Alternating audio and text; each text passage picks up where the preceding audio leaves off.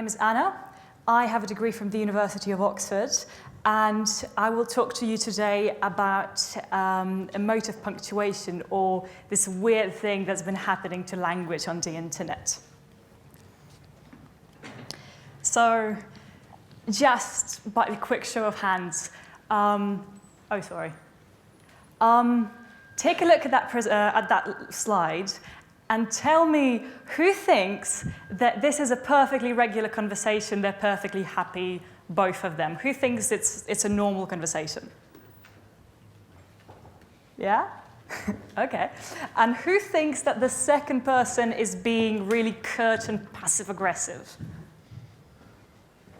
Yep. So I can already see quite a generational divide here. This is very much a demographic thing. So if you extensively use instant messaging, if you on the internet a lot, you're very likely to perceive the response of that second person as this very sort of curt, aggressive, very non-pleasant. Yeah, everything okay? Okay.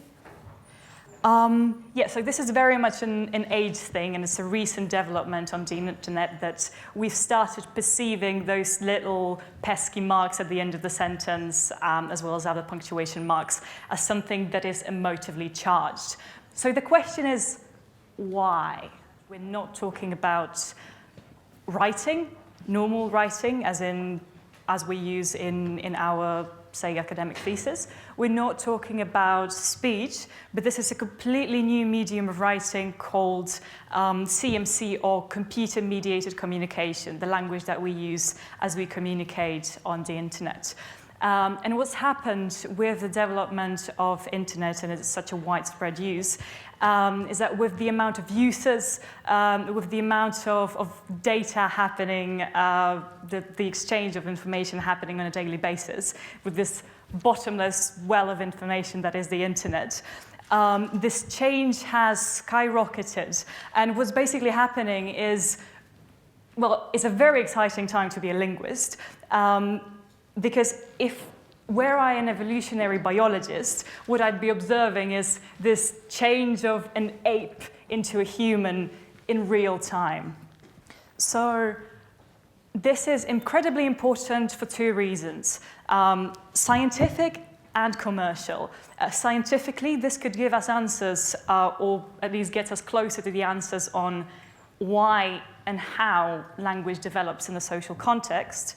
And then from a commercial point of view, it could allow us to, what's happening here? From a commercial point of view, it could allow us to communicate with this younger demographic in a way that is both more authentic and more effective. So let's take a look at the actual study.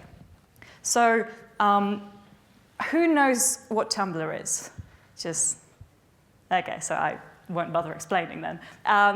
For the few of you that do not know, it's basically a social media platform.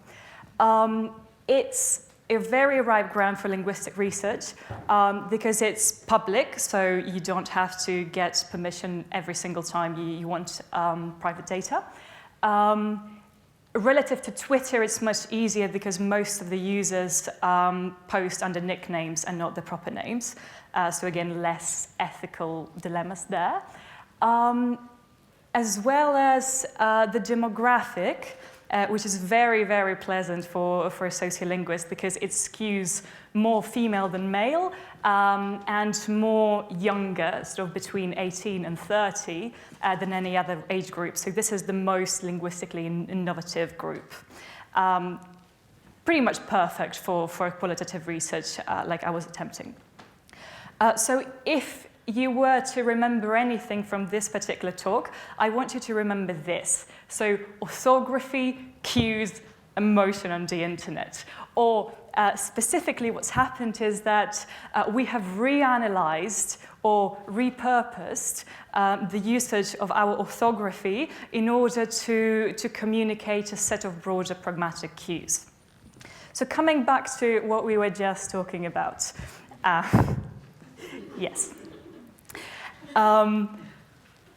clearly something odd is happening here. We have a lot of aggression, a lot of passive aggressiveness here. And do you have any idea why? Is there, do you have a suggestion why that would be happening? Yeah? No.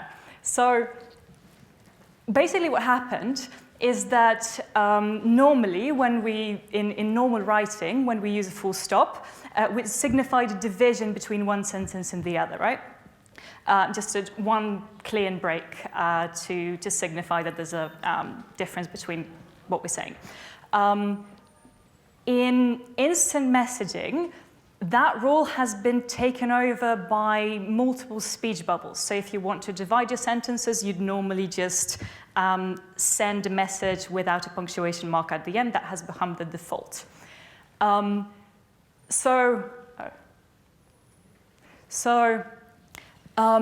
you use both the full stop and the division between the bubbles, the sort of convergence, like adding both of those division marks has created the sort of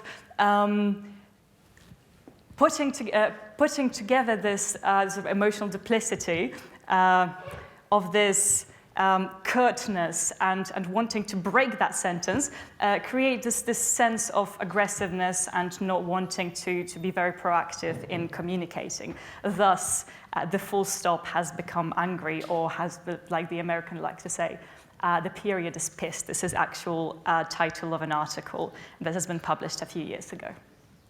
But this is actually a mark of a broader change that's been happening on the internet, a broader shift from orthography as a set of phonological cues, or the cues that could suggest to us how to pronounce things, towards a shift to pragmatic cues, or cues adding context to the state of mind or intention of the user.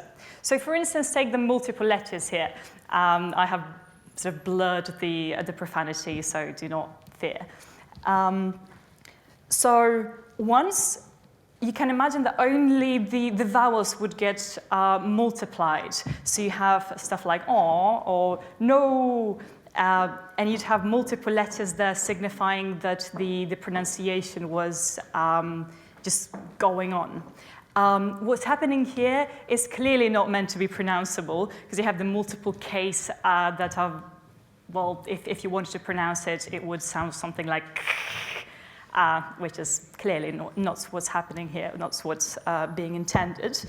But it doesn't matter, because what we went through here is from expressing length of pronunciation to expressing sort of keeping your finger on the key, sort of from expressing pronunciation to expressing the typing.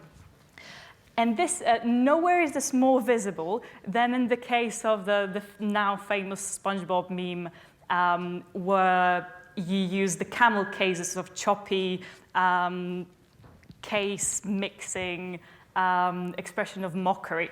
This is completely devoid of any expression of pronunciation.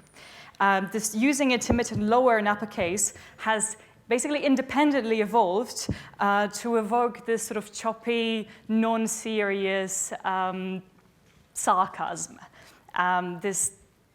This could be for multiple reasons, which are basically too complex to get into right now. But it is a pattern that keeps repeating. So if you've seen this, then there is a chance that you've also seen this. The sort of misspelled ellipses were, instead of just having the normal ellipses with 3 full stops, you have the 3 or even more than 3 commas. So misspelled ellipsis also evokes a pause, but instead of the pause being, just normal break, it becomes something humorous or something sort of sort of self-derogatory, basically humor expressing. So there is clearly a pattern. So if you wanted to quickly review the situation of language on the internet, you definitely say that the orthography has evolved to express emotion, and not just emotion, but a whole host of different phonetic and non-phonetic cues. We're shifting away from imitating speech to imitating the very process of typing, as I just said. And if this is a familiar tool, then it's very likely that without telling you, the internet has kind of made you bilingual.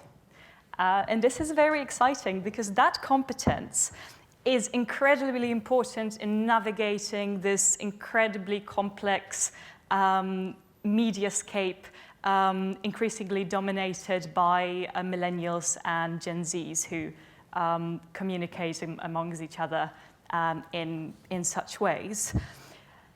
And to communicate fluently and effectively with that demographic, it's important that we appreciate and we analyze and that we attempt to understand the way they communicate, because this is a gateway not just to how your audiences speak or communicate among each other, but how they think. That would be all from your friendly internet linguist here today. Thank you very much for your attention.